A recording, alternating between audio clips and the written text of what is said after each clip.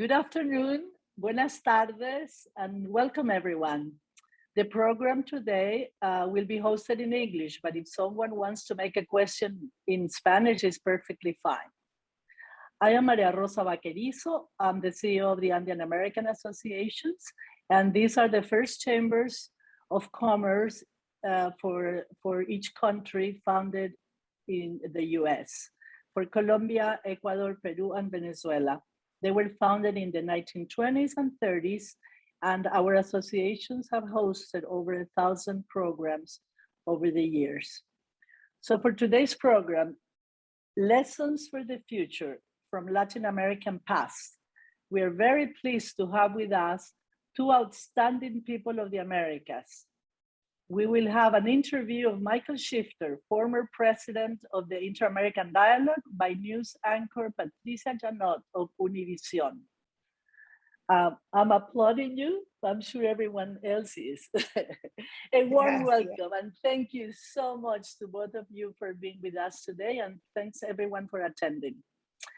I would also like to welcome Juana Caicedo Selinger, President of the Ecuadorian American Association, Ambassador Michael Skoll, President of the Venezuelan American Association of the US, Ana Blanco, Vice President of the Colombian American Association, Ambassador Marita Landaveri, Consul General of Peru in New York, John Welsh, Executive Director of the Brazilian American Chamber of Commerce, our Andean supporting member, Brown Rudnick, and Colombian supporting member, Colombian Coffee Federation.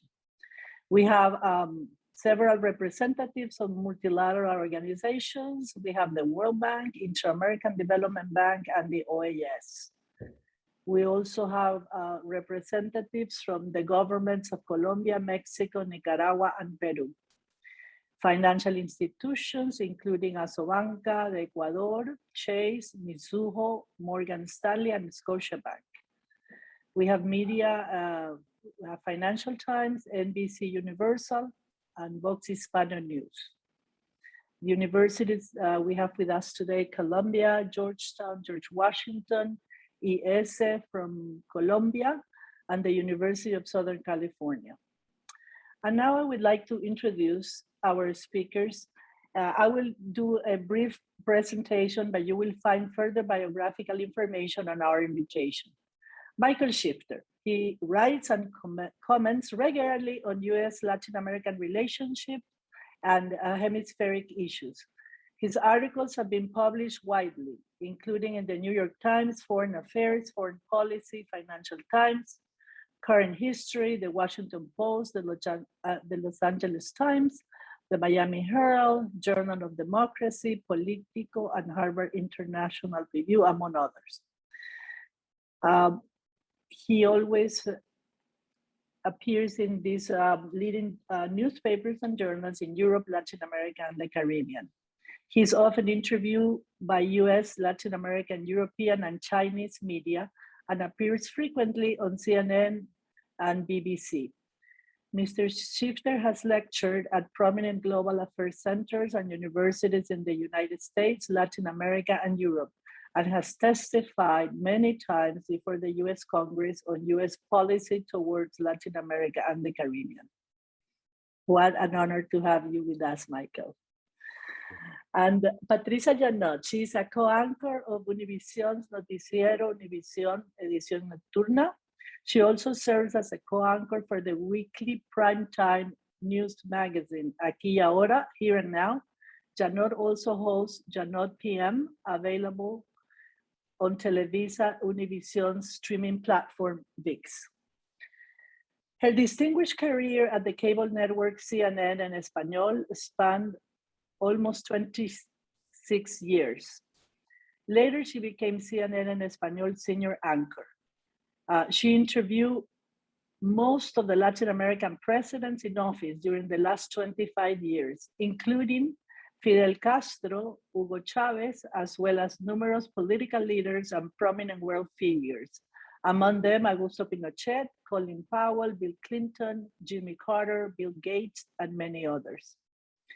After the presentation, you will have a chance to ask questions via the Q&A button at the bottom of the screen. You can see a Q&A button, and you can ask your questions there. We will have about 15 minutes to answer some questions. Patricia, fantastic to have you. So welcome. So with this, any further ado, I pass the floor to you. It's all yours.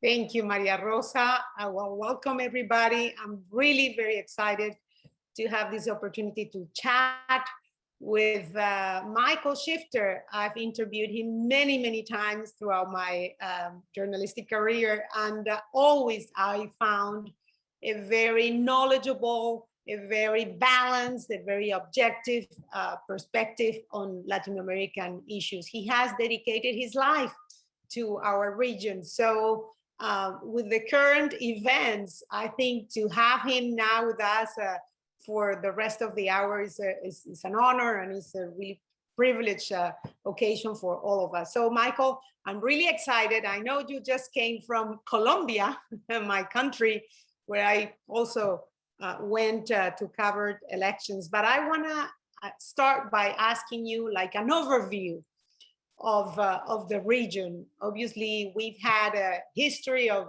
roller coasters, during the last 5 decades, dictatorships, revolutions, centrist government, then right-wing government, neoliberalismo came back, then probably the region balanced a little bit, and now we're shifting to the left. Okay, so my question to you would be, based on our history, based on our past, is there anything that worries you in the region, obviously post-COVID, and now leaning to the left? Thank you. Well, thank you, Patricia. First, I just want to say how pleased and honored I am to be invited to be part of this conversation. And Rosa Maria, thank you so much. I'm really privileged by this invitation, and also to the Andean American Association and all those who have joined. And Patricia, Janiot, you're a star in everybody's eyes in terms of journalism in Latin America, and I could speak for everybody at the Inter-American Dialogue that really has such high regard and esteem for you, and just sort of a model of journalism. So for me, it's an enormous honor to be with you and to share some thoughts. I'm not in a moment of great optimism, and if you invited me to cheer everybody up, you probably invited the wrong person. I'm not as I look at the region, and in fact, as I look at my own country, I'm not the United States. I don't think these are very good times, and I don't think it's as much in Latin America case that we're moving to the left or moving to the right. I just don't think it's moving anywhere, which is the problem. And if you ask yourself the question that all of us have been asking about the importance of tackling fundamental structural problems in Latin America, like inequality, informality, and the like, we can go down the list. It's hard to think of any country today in the region that is really addressing these issues in a serious way, where there are serious reforms underway. So unless that takes place, it's hard to see that the region would really be able to gain a measure of political stability, of institutional strength, and be able to deal with other issues that are on the agenda and have been on the agenda for a long time. The move to the left, I interpret basically as a rejection of the status quo and of many governments that were of the right or the center right. Clearly, you have that in Colombia with the election of Gustavo Petro, reacting, people being unhappy with the government of Ivan Duque. That happened in Chile, with people were not happy with Sebastián Piñera, and they voted for Gabriel Boric. We're likely to see something similar happen in Brazil. We saw that happen in Peru to some extent, Honduras, and other countries as well. So if you ask me, do I think Latin Americans in general, in terms of their preferences, ideological preferences, are more leftist than they were before? I don't think so. But I think what we're seeing in country after country is that they're not happy with the performance of their governments, and so they're voting them out. And for all of the problems that democracy has, the good thing about democracy, and with the exception of three dictatorships that we have in this hemisphere, Cuba, Nicaragua, and Venezuela, citizens can vote out governments that they're not happy with. And that's what they're doing. And so we have an anti-incumbent wave, anti-establishment wave that we're seeing. And it so happens that it coincides with the leftist turn, because many of the governments that had been in power were more of the center right or the right, and they haven't performed well. But I'm confident that if these governments don't perform well, the pendulum will swing back the other way. My next question to you, it would be, I mean, based on the crisis and the reforms that the region needs to implement to reduce inequality, is the left the answer? And obviously, following the theme of our event, what lessons can we learn from the past, from leftist governments, that we can apply today and see if these governments can, I mean, offer any solutions? Well, I think what the left does is put its finger on some grievances that are legitimate. We all know that inequality is the Achilles heel of Latin America. We all know that there's a lot of exclusion of people that have not been part of the economic and political affairs of their country.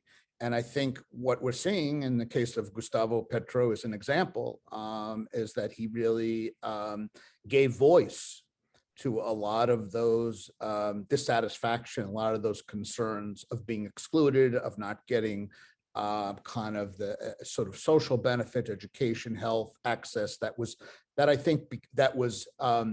became very clearly revealed in the pandemic. In terms of the pandemic, we saw that a lot of these deficiencies in Latin America, especially on the social agenda, were exposed.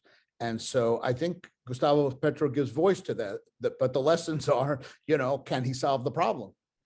And are his prescriptions that he's putting forward, that we're all aware of, in terms of his views on the oil sector and extractives, and is that really practical? Is it realistic?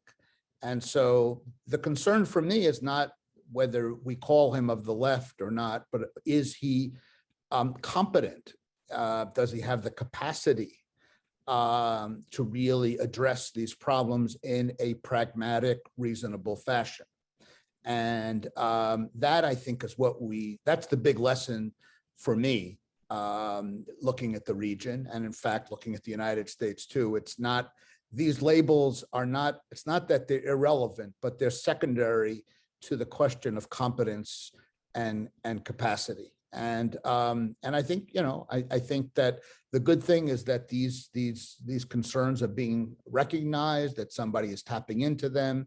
And that's why you're seeing people go to Gabriel Boric in Chile and Gustavo Petro, but what is their answer, and what is their competence to deal with these issues that are very, very complex? And it's very easy to talk about them in campaigns and to mobilize people to vote for you, which both of them have done. But now comes the hard task of governing, and they'll have to deliver. And governments have a hard time delivering because demands and expectations are very, very high.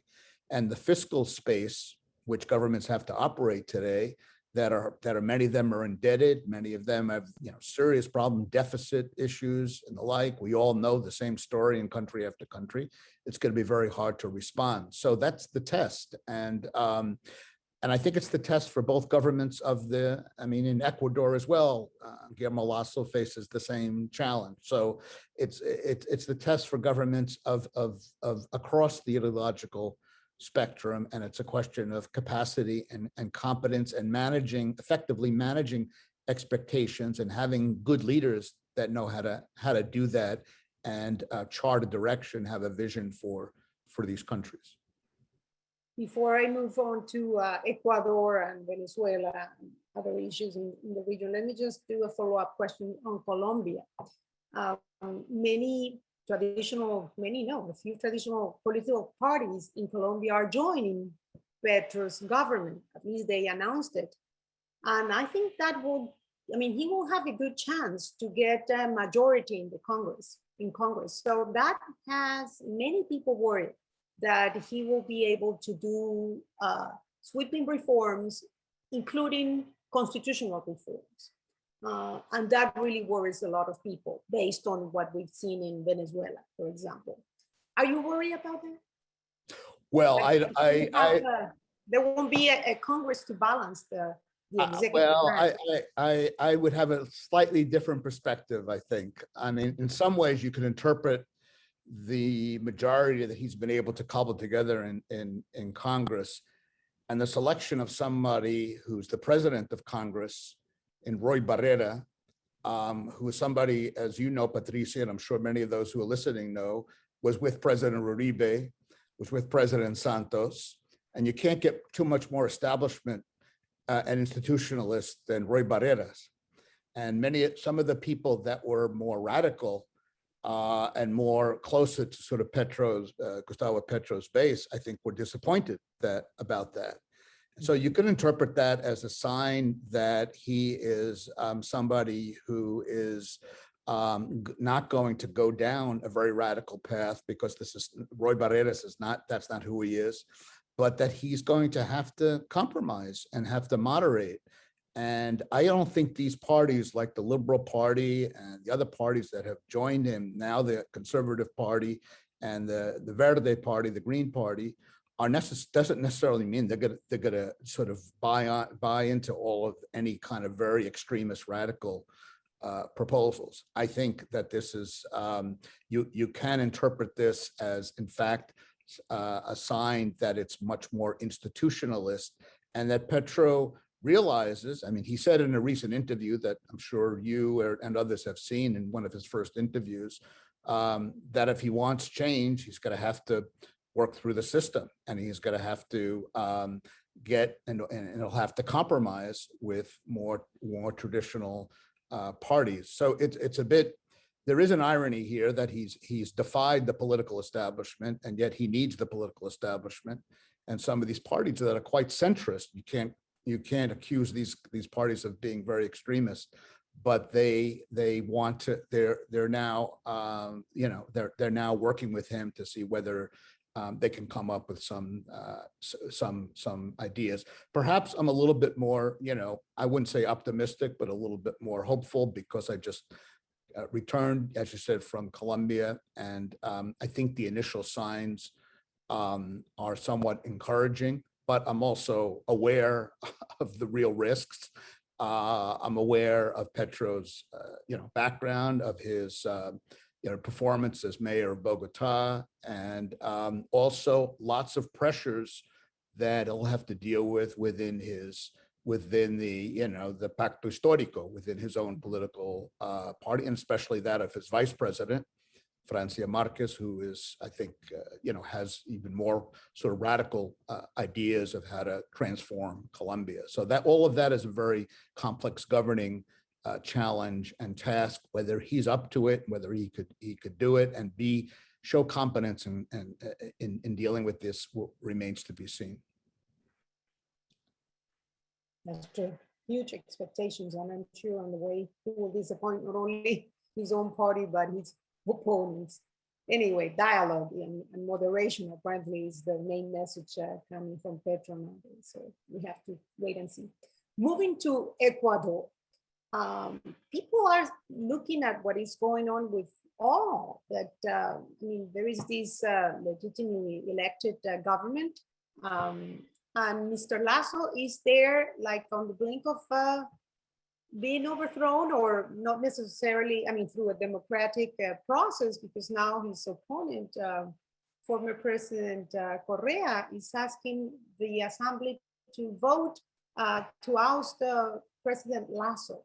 What is your take on those massive protests? And also some analysts are saying that not only these are legitimate claims to the government, from the farmers, from the indigenous people, but that there are some drug cartels flooding money into those protests, into those upbringing. Yeah, well, I don't know the full details. I'm following it in the press as everybody else is. I was in Quito in December, was the last time I was there, and then the situation was very different, was much more, I think the outlook was much more promising than certainly it is today. It's become very, very difficult and very complicated. I think these protests, again, I'm not on the ground, that I'm not privy to intelligence, information. But my guess is that as usual, there's a combination of factors that are contributing to it. I think some of it is very real and the product of enormous dissatisfaction. Ecuador is getting clobbered, like in a lot of Latin American countries, by increasing fuel and food prices. I didn't realize this, but I was told by the Ecuadorian ambassador to who was the former foreign minister of Ecuador a couple of weeks ago, that after Brazil, Ecuador has the strongest commercial relationship with Russia than any other Latin American country. And a lot of its main exports go to Russia. Well, of course, that has enormous implications given what's going on with the war in Ukraine and Russia. So I think there's a real dissatisfaction. And I would not be shocked if information came to light that there were other instigators and other elements outside of Ecuador that were also fomenting these protests. I think that happens, and it's happened in other countries, and so it wouldn't be shocking if it's happening in Ecuador. But I think it's a mistake to attribute the protest entirely to external factors. I think I think there's a lot of enormous discontent and a lot of suffering that's going on in Ecuador. Whether these protesters are being pragmatic and constructive and will dialogue in good faith with the government, I don't know, but hopefully they will, and hopefully that Guillermo Lasso government will survive, because I think it's very, very important. Ecuador does have a history of these sort of street protests bringing down presidents, and I think it's very unfortunate, and hopefully that the Lasso administration will be able to resist that and figure out some way to dialogue, and that there'll be a sense of reason and moderation on the other side, and be able to reach some agreements to move forward. So that's my hope. But clearly this is a very rapidly evolving situation that's of enormous concern. What are your thoughts on the role of drug cartels in Latin American politics? Well, unfortunately, I think this is a concern that it has intensified, and I think it's transnational criminal organizations and organized crime in general has expanded in Latin America. I think this is one. If you ask one of the main trends we've seen in the last 5 or 10 years, I think this has to be at the top of the list.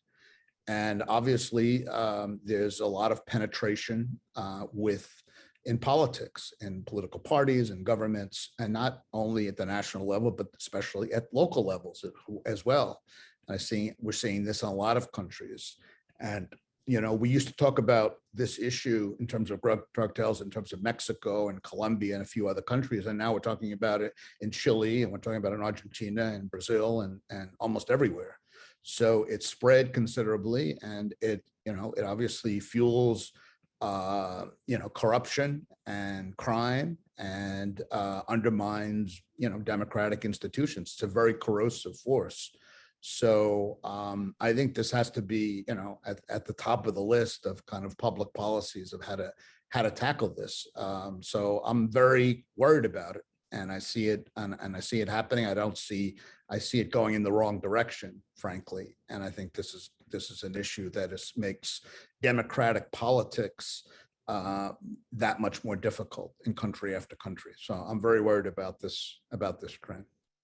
And that leads me to my next question, U.S. Latin American relations. Many countries has been asking for years to desnarcotizar, no, the U.S. Latin American relations, and I wonder if this is still on top of the list of the major interest of the government, the U.S. government in the region. And after what we saw at the Cumbre of the Americas, I wonder if we missed a huge opportunity to relaunch the not bilateral, but I mean the region and the U.S. relations based on economic growth, investment, trade, and all those things are apparently I mean, like the solution to stop immigration, which is another big concern for the U.S. government. So my question to you is, can we learn something from the past, from all these decades, from all these cumbres that were really headlines, but we didn't see any real solutions or increased better relationships? How can those lessons be applied to the future of our relations? Well, I think if you review the cumbres over time, and I'm sure you've been to most, if not all of them, Patricia, the most promising and optimistic was the first one 28 years ago in Miami, and that focused on trade, and that kind of the idea of free trade area of the Americas, which excited a lot of people and excited me, kind of died in the Mar del Plata summit in 2005. In 2005 in Argentina, in Mar del Plata, and then there have been summits on as we know, drugs. That was in Cartagena, hosted by President Santos. And then the most recent one was on corruption in Peru in 2018, before the Los Angeles summit. And then, of course, there were the democracy summits in Quebec. But if you ask yourself, how those summits helped strengthen democracy, reduce corruption, and reduce drugs, the results are not very heartening, I don't think. And so I think in terms of the LA summit, I think there was an opportunity perhaps to try to advance on these economic issues that I think are unquestionably the priority of most Latin American countries. But the problem is the United States. There's no will or conditions to move on trade issues in the United States. Neither party.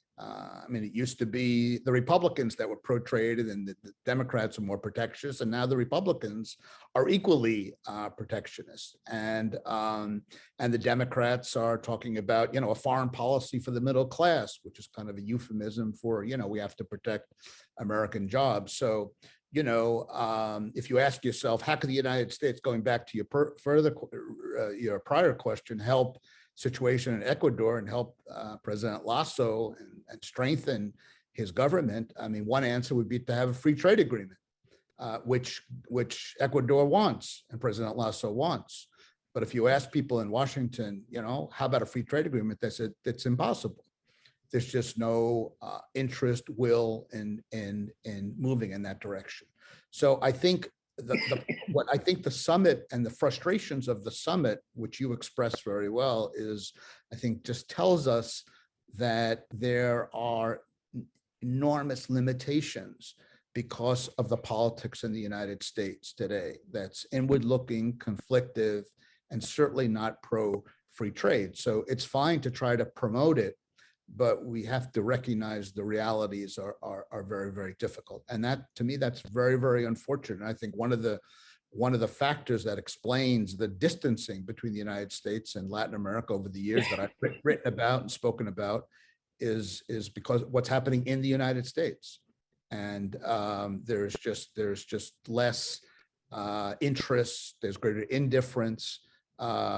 There's domestic priorities and other foreign policy priorities. And I think, so I would have liked to have seen a much more robust summit in Los Angeles. But I also recognize that President Biden and his administration is kind of in a very difficult position.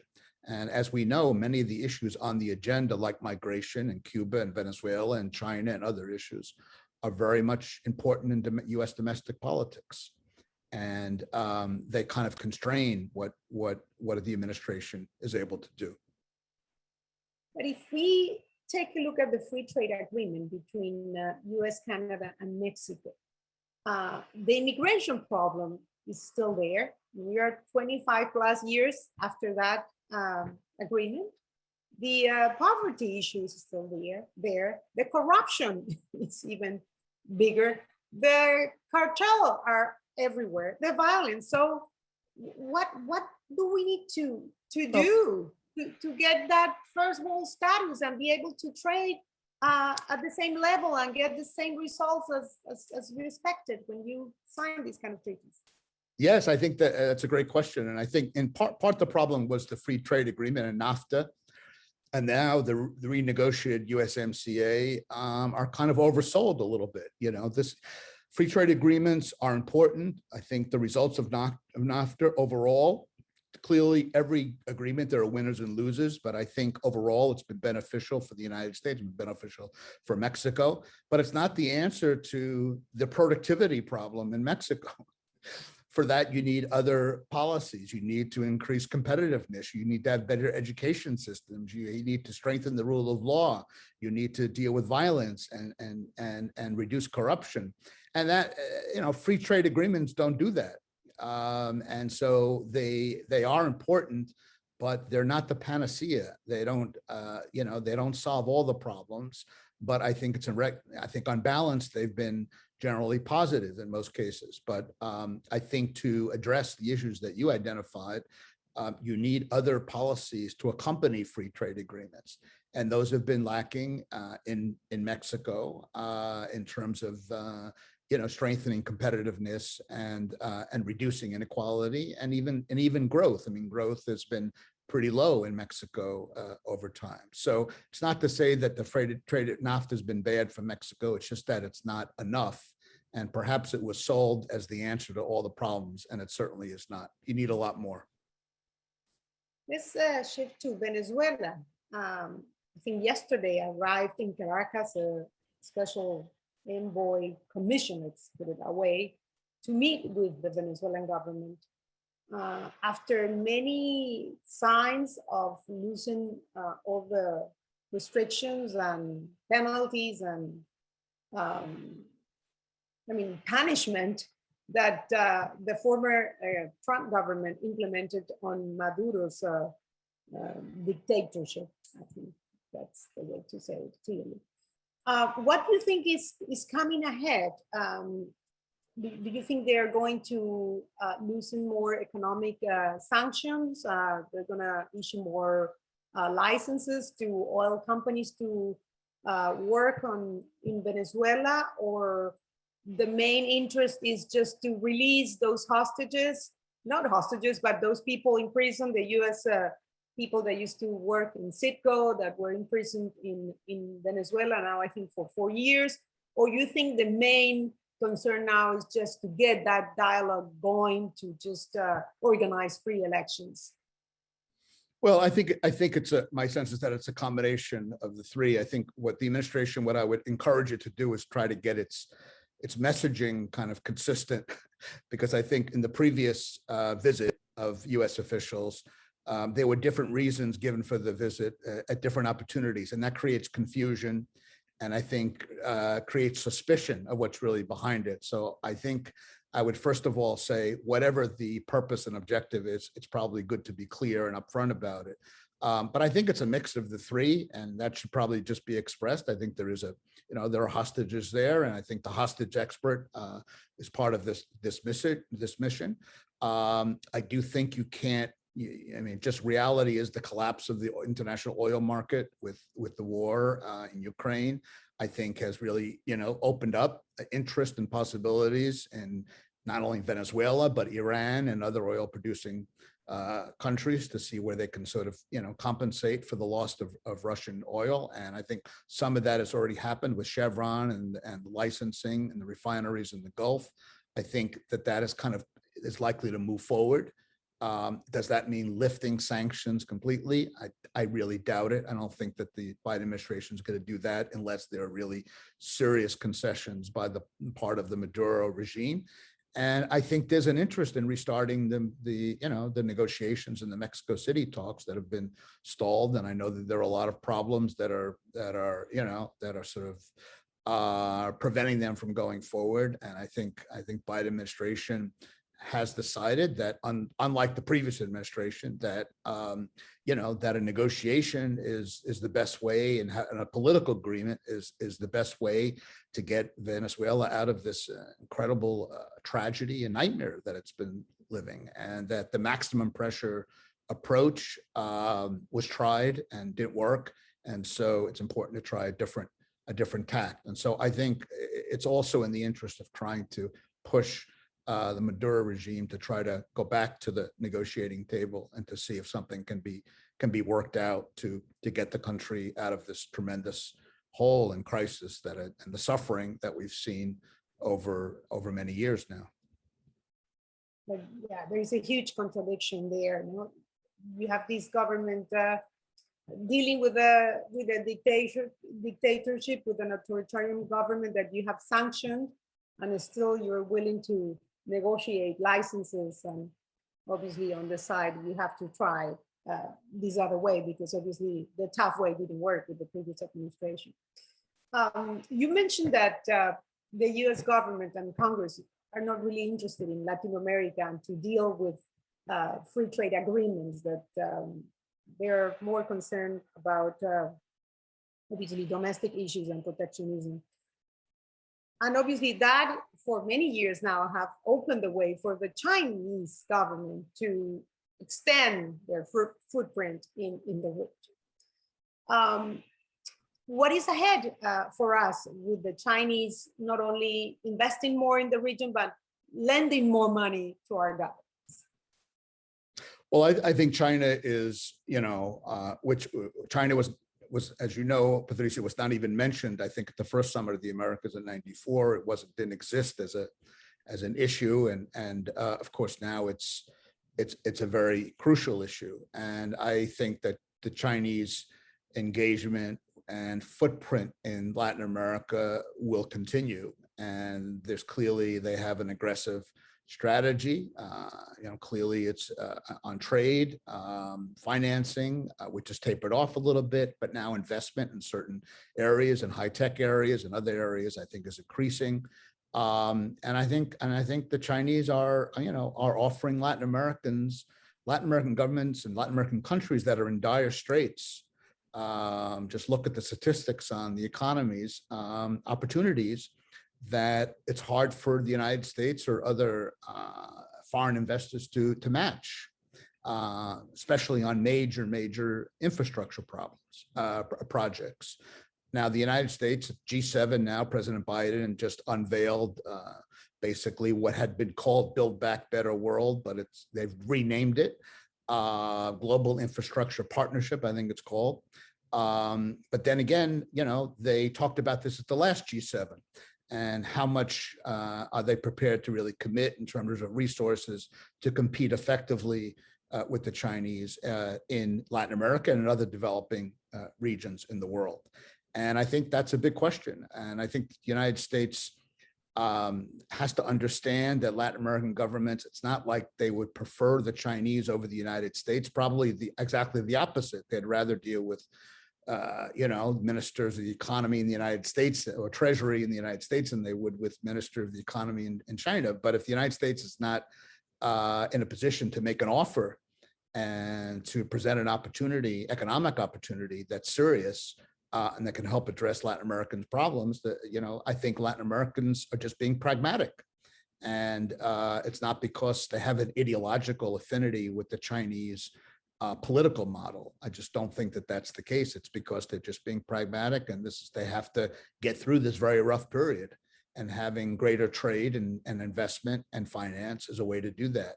And so I don't think this is of the governments of the right and the center and the left. It doesn't matter the ideological composition of the government. All governments are trying to get through a very, very rough period, and the Chinese are making offers, and there are concerns, there are real risks, but there are also potential benefits.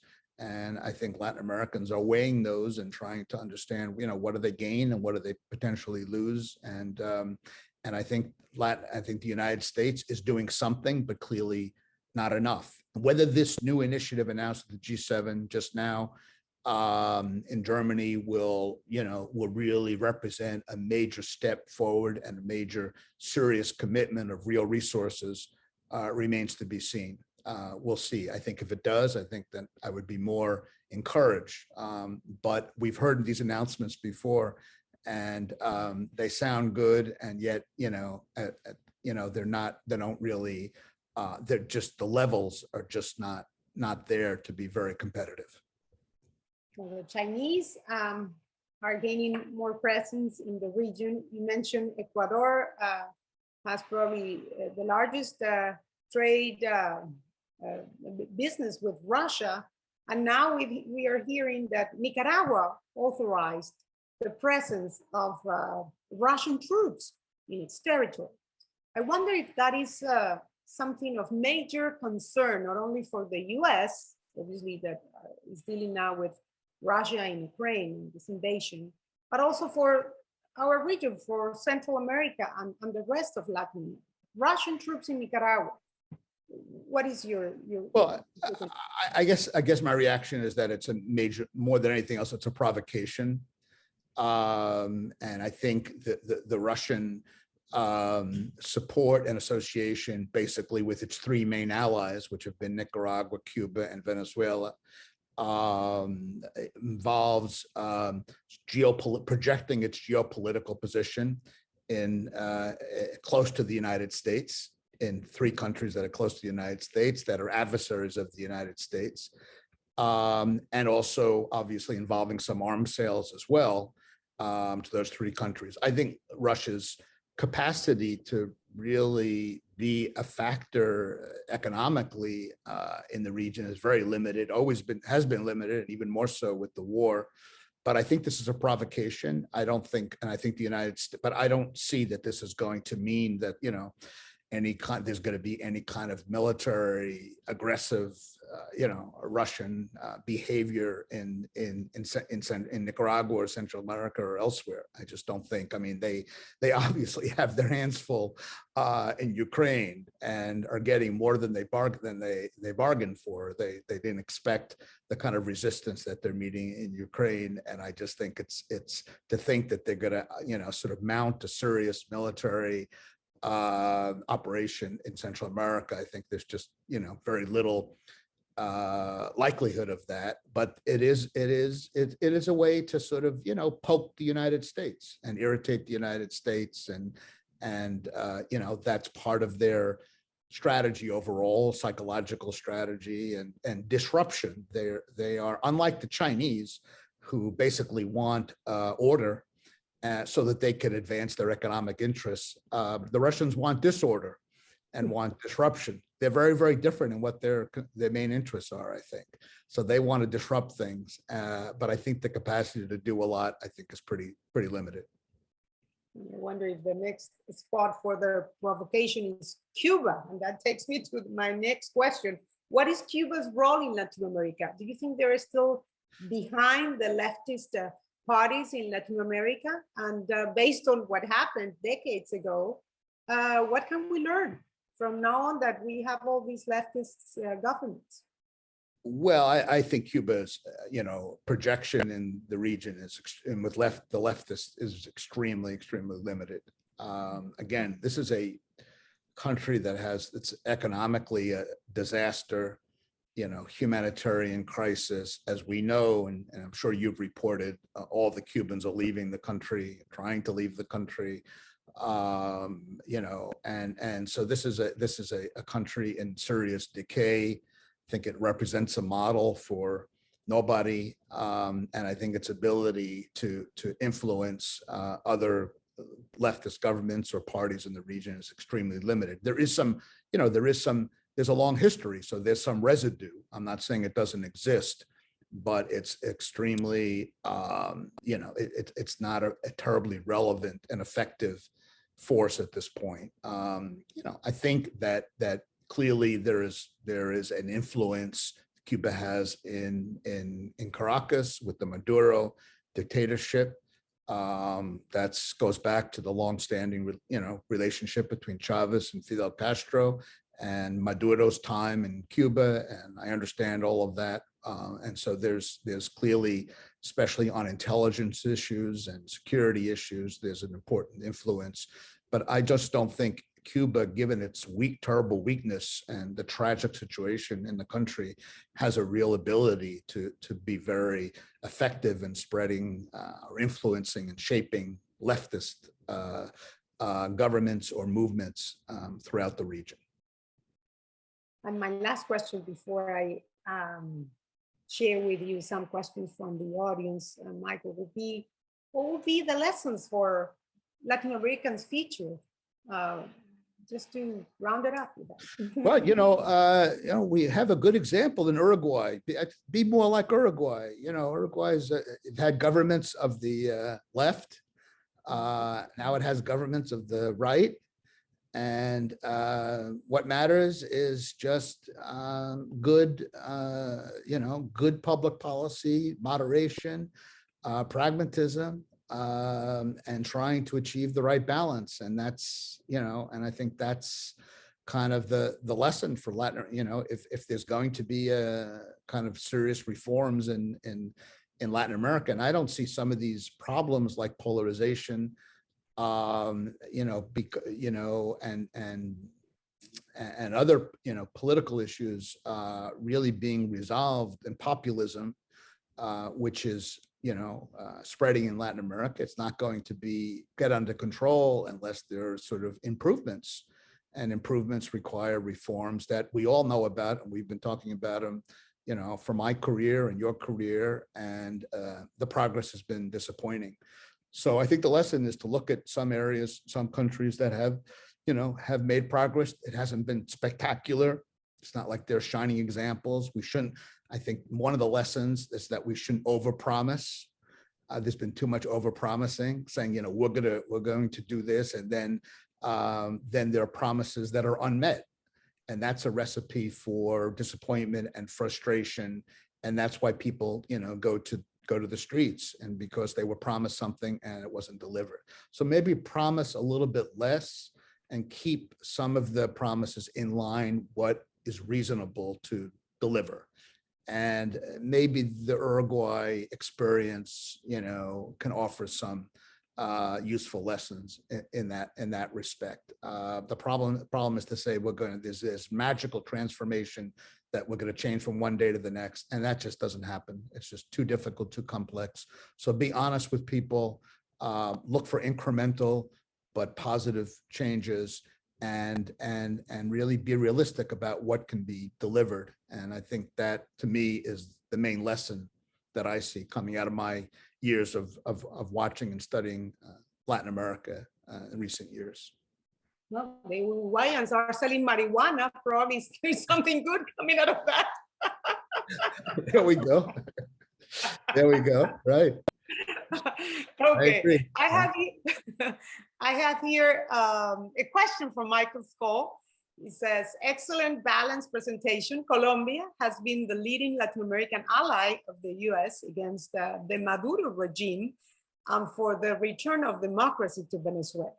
Is the coming of Petro a death blow to that policy?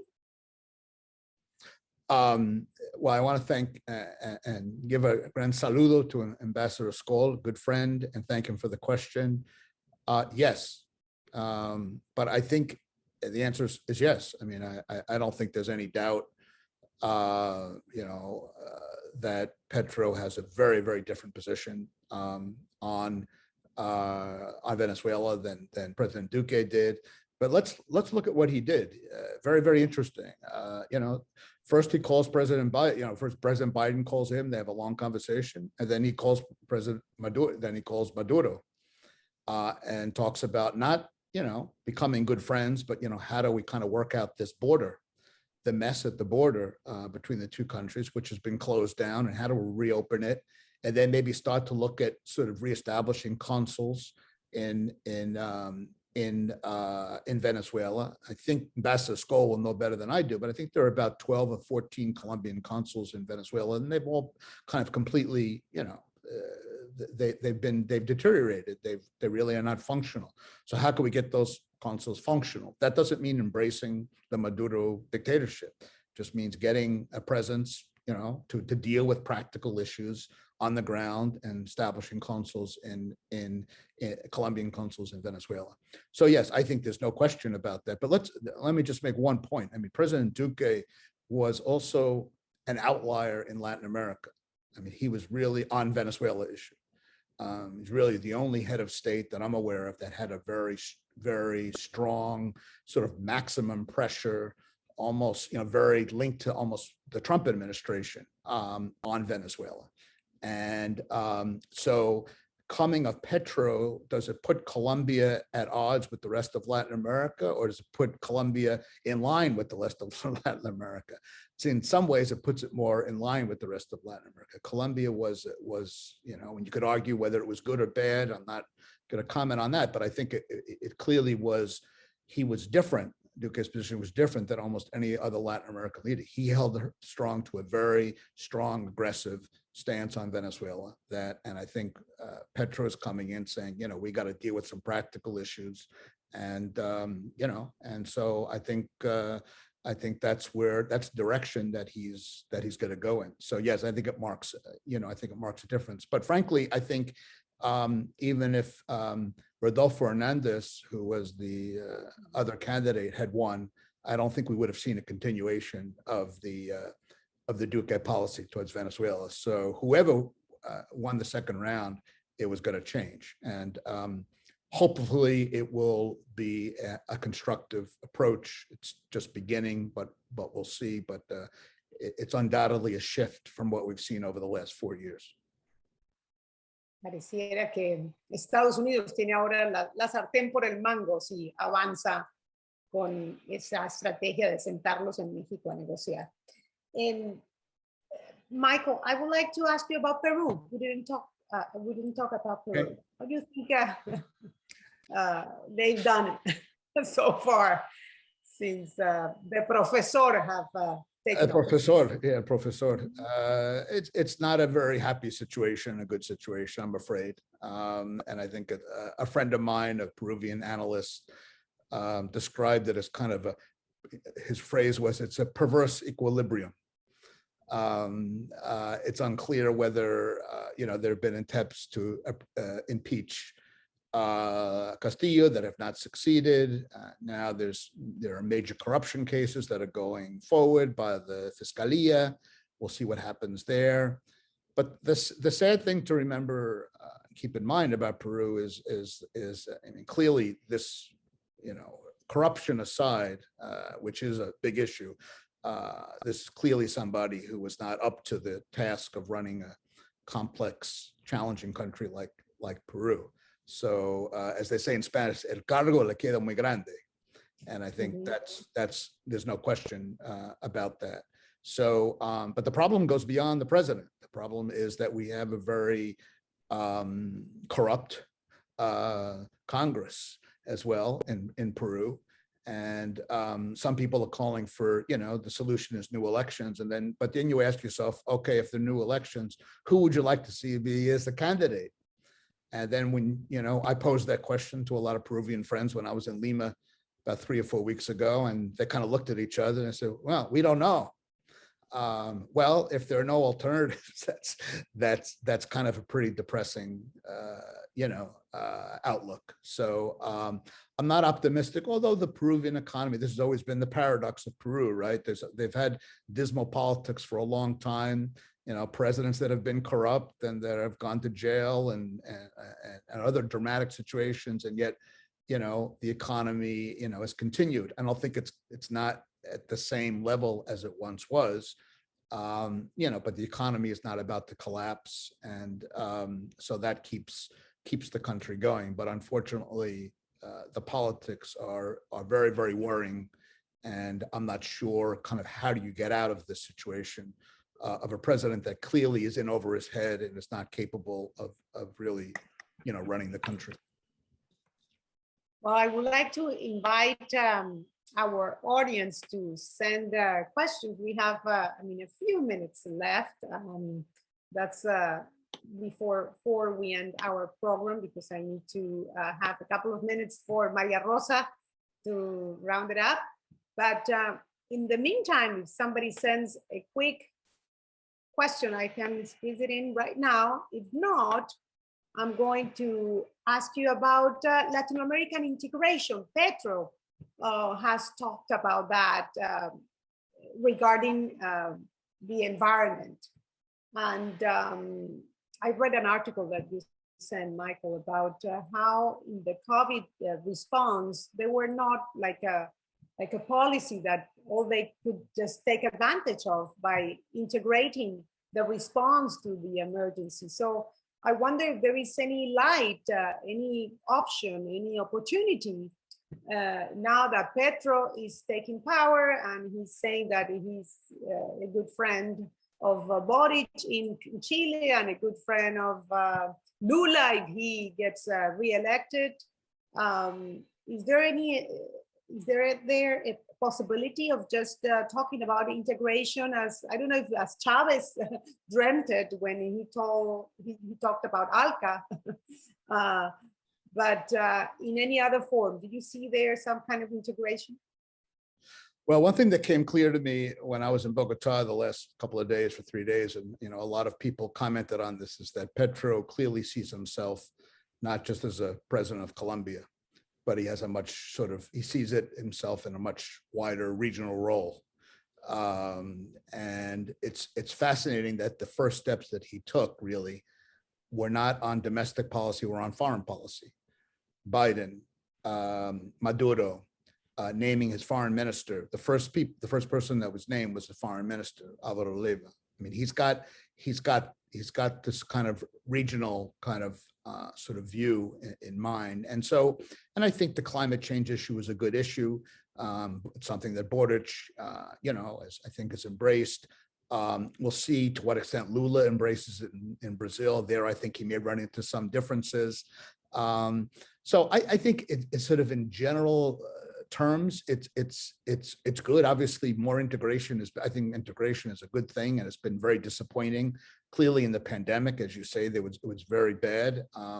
But I think there are real problems. I think there are real differences. First of all, between Boric and Petro and Lula in governing style and policy positions. I mean, Petro is against extractives, against mining. Boric can't live without extractives. The country depends on copper revenues. So there's one difference. And so there are different practical problems and obstacles in achieving this integration. And climate change requires huge resources to really make a difference. Where are those resources going to come from? So I think in general terms, it's interesting, but I think I see lots of difficulties in kind of pursuing this path.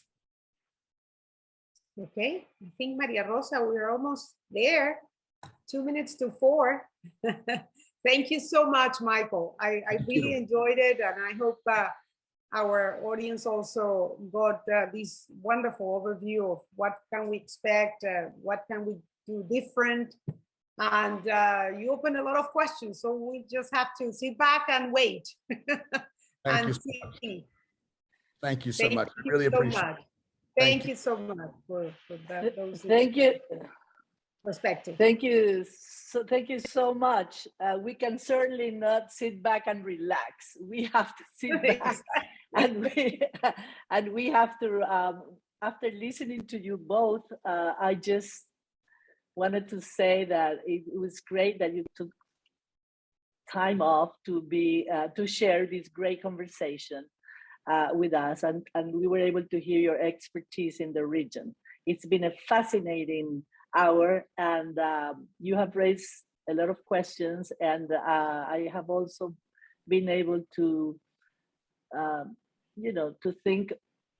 to start learning from the past and hope that Latin America moves in the right direction. So thank you so much to Michael and Patricia for joining us, and thanks to everyone. And right now it's time to say goodbye. See you soon. Bye, everyone. Thank you so much for you your so much. participation. Thank Bye-bye. you. Wonderful. Thank you much. Gracias. Gracias. Gracias. Gracias. Gracias. Gracias. Gracias. Gracias, María Rosa. Gracias. Chao. Gracias. Mil gracias. Hasta luego. Chao, chao.